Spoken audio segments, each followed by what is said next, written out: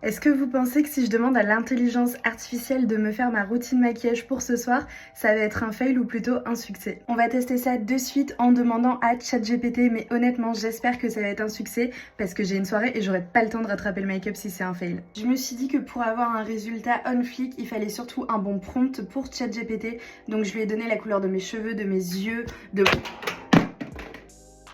ma peau, c'est ma lumière qui vient de tomber. Et donc je disais, je lui ai aussi donné quelques inspirations Pinterest, comme ça il sait à quoi ça peut ressembler. Donc voici la routine qu'il m'a créée pour le maquillage de ce soir.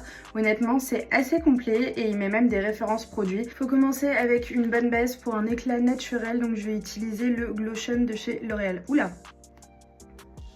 En fait moi je suis généreuse, j'en profite aussi pour maquiller mon ordinateur. Bon là je pense que plus glowy on meurt. Ensuite, il m'a dit de faire la technique de l'underpainting pour appliquer mon bronzer, donc l'appliquer avant de mettre du fond de teint. Après, il m'a dit de passer au fond de teint et d'utiliser quelque chose de vraiment très naturel. Ça tombe bien, j'ai le nouveau Skin Tint de chez Makeup Forever. Je passe au reste de mon visage sans repasser sur le bronzer. Ensuite, il m'a dit d'appliquer de l'anti-cerne de façon très légère. Lui conseille de l'appliquer avec une éponge, mais honnêtement, moi j'aime pas, donc je vais tricher et je vais le faire au pinceau. C'est le Hourglass et je préfère le travailler sur ma main puis l'appliquer que de l'appliquer directement parce que je trouve que sinon il marque trop.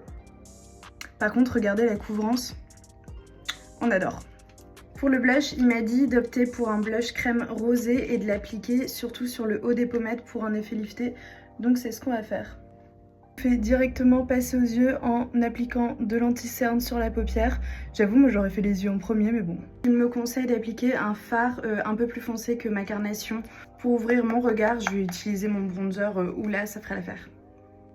Alors là, c'est l'étape que je vais préférer parce que c'est celle du mascara. Et du coup, je peux tester enfin celui de chez Oslab. On va découvrir la brosse ensemble. Franchement, elle a l'air trop bien. Pardon, mais on dirait pas grave que j'ai mis des faux cils là. Ensuite, il me conseille d'utiliser un crayon à lèvres légèrement rosé, puis d'appliquer un petit gloss. C'est seulement maintenant qu'il me dit de mettre de l'highlighter alors que je suis déjà poudrée et tout. Je suis pas fan.